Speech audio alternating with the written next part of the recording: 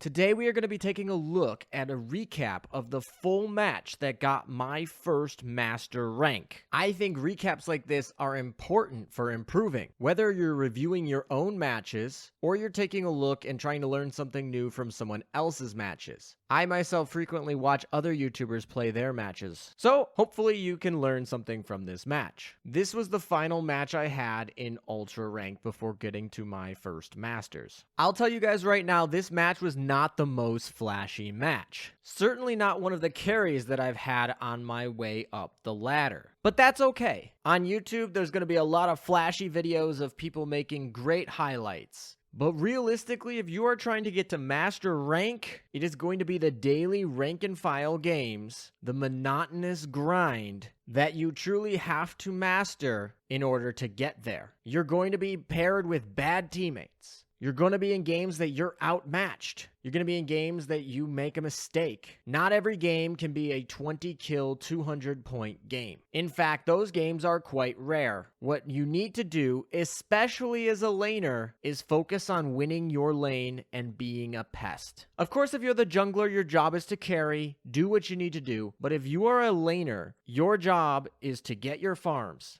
not lose your lane, and help on objectives. If you do that, you had a good game. Good stats and flashy highlights don't equal wins. I think this recap is going to be the epitome of that philosophy. Now, don't get me wrong, I make a lot of mistakes here. I'm not perfect. But that's the point of reviewing. Find your mistakes and try to do better next time. So without further ado, let's get into the match. I used Cramorant with X attack as my battle item. For held items, I specialized in special attack boosting as well as buddy barrier because that's so good for team matches. So I got lucky here right off the bat. I got to use the same character that I got to play the whole way through Ultra Rank. On this team, we have a Crustle. Crustle is a great partner for Cramorant, so I decide that I want to go bottom lane with the Crustle. I typically go top lane, but I certainly don't have a problem playing bottom lane if I need to.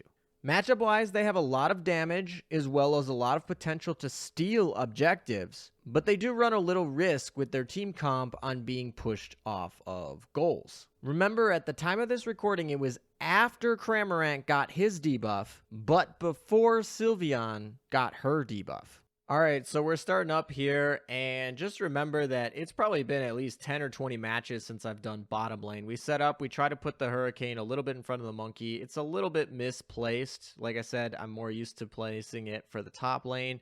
We're finishing up this one without using any special move. That way we can use Hurricane right in front of those monkeys. We did good shot there, and the Crustle froze them perfectly there. We go for this top monkey up here, or pig actually, and we get it, so that's nice. Crustle ends up being fine, not getting hit by the Bulbasaur. We do see the Bulbasaur is going to be down low. We got this second monkey. We're going to clean this up, give it to Crustle so Crustle can get the level there.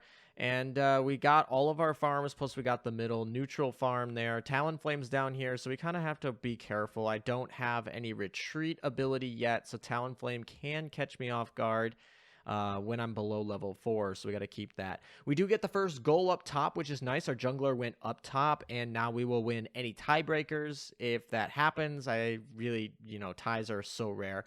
We're trying to see if we can push anything, but Talonflame is everywhere. We do get to level 4, though, thanks to passive EXP gain. And that means we can be a little bit more aggressive because we now have some retreat here. The bees are here. We got to get the bees. That's some experience. But dang, they brought 4 down. And that means that we do not get as many bees as we would have liked off of that, sadly. However, hopefully up top they're doing well because a 4-on-2 down here means that they have a 3-on-1 up top. So hopefully they're pushing up there and making some grounds. Right now, as long as we don't lose any points on this goal, I consider it a win. All right, we got our next round of the pigs spawning, so we just have to make sure we take care of the business there. We got our grind there, just looking to see if we can steal something. Don't really get it, but, we tried. We're going back. No need to push. Once again, we're kind of not really in a great outnumbered position. Crustle is trying to go score up there, but obviously he doesn't get to do that. We see some KOs coming from up top, which is nice. And we're just kind of chillaxing down here, getting our farms, doing our job, getting ready for Dreadnought that's going to be coming in a little while here. Ideally, we want to get to level 6, so we are going to go steal this jungler's farm here. he's up, taking the top lane's already taken the first goal, which is great, because I mean, and that's rotating people up top, which means that we can just take some of these jungles, and he's doing fine on levels there. Greninja ends up putting some pressure there, trying not to get killed, because, you know, it is a 3-on-2 right now, and if I get killed, that leaves Crustle just sitting there to die. Lucario, it puts a lot of damage potential here. And Cramorant just does not have a good matchup against Greninja either. Here, the bees show up again, and let's see if we can punish this Lucario, which is great. We did. We punished the Lucario. Sylveon came down, and now we're pretty much ready for Dread. We shouldn't see Lucario really back here in time. We get to put a score in here, which means that this goal potentially can be destroyed before second Dreadnought comes. Dreadnought is here. After that team wipe, we can just get started here. Sylveon has good DPS here, especially before that nerf that she ends up getting after this. But we finished Dreadnought before they're even able to come back. The Bulbasaur just barely gets there too late. And now we have a Unite move, which is great. We're going to proc that just to see what we can do, to see if we can finish that goal. Of course, we get the Greninja, or not the Greninja. We get one of the kills. We're chasing the Greninja, and we destroy the goal. Unfortunately, the Greninja uses a nice smoke screen there, basically. And we don't get the kill, but we don't need to push. We can just retreat. That's fine. It would have been nice to get that kill. Honestly, I should have gotten that kill, but we can take care of business, get that steal from their jungle farm. I'm thinking about going after the Greninja, but then I see Lucario and Talonflame, and that is going to get me punished if I try to go finish off that Greninja. So there's really no reason to push that. Now we're just coming back, defending the goal, getting some of these farms again. Once again, top lane has destroyed another goal up there, so they are killing it with that 3-on-2. So that's going to mean that we're not going to get too much pressure down here, because they're going to have to start rotating up there. But we can still clean up those farms and make sure that we're ready for another Dreadnought and, you know, Zapdos at the end of the game, so that we are definitely going to hopefully be over leveled.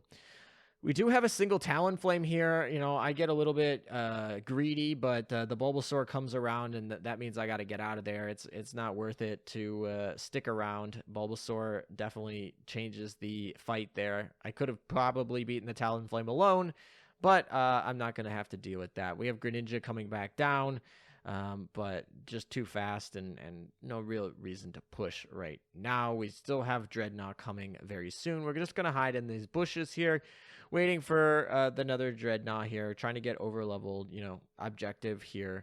And we're just going to get to start, because we got some distracted Sylveon and Talonflame up there.